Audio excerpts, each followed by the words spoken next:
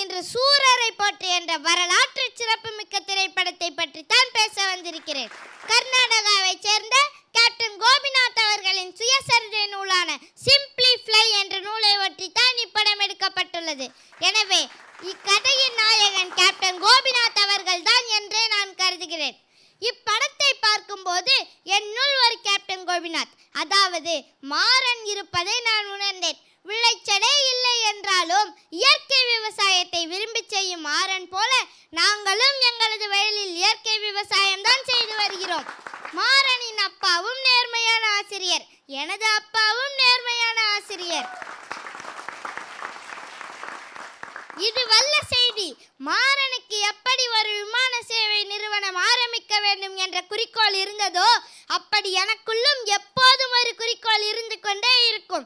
அதுதான் பக்கா டிரான்ஸ்போர்ட் நிறுவனம்.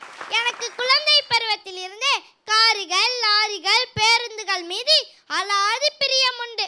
எங்களது கிராமத்து சாலைகளில் ஏதேனும் வாகன சத்தம் கேட்டால் உண்ட சோற்றையும் அப்படியே வைத்துவிட்டு வீட்டிற்கு வெளியே சென்று வாகனம் மறையும் வரை விடாமல் பார்ப்பேன். சாலைகள் முழுக்க எங்களது கார்களையும் வாகனங்களையும் ஓடவிட வேண்டும் என்ற ஆசை.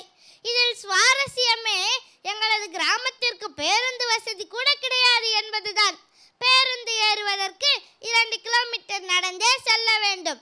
யார் மேலே வர வேண்டும், யார் முன்னேறவே கூடாது என்று யாராலும் தீர்மானிக்க முடியாது என்று உரக்கச் சொல்கிறது இப்படம். ஒரு ஏழை குடிமகன் நல்ல ஐடியாவை கையில் வைத்துக்கொண்டு முன்னேற வேண்டும் என்று நினைத்தால் இந்த பணக்கார வர்க்கம் எப்படியெல்லாம் அடித்து துரத்தும் என்பதை அணுவாக செதுக்கி வைத்திருக்கிறார்கள் இப்படத்தில்.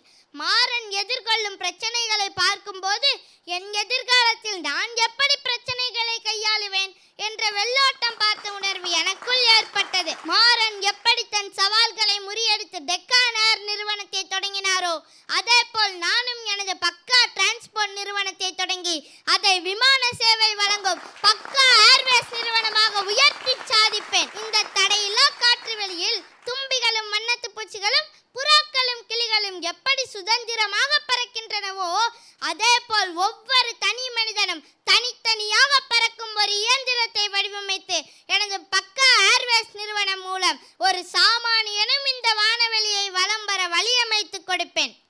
Thinking too small is the biggest problem of life என்று ஆங்கிலத்தில் சொல்வதுண்டு.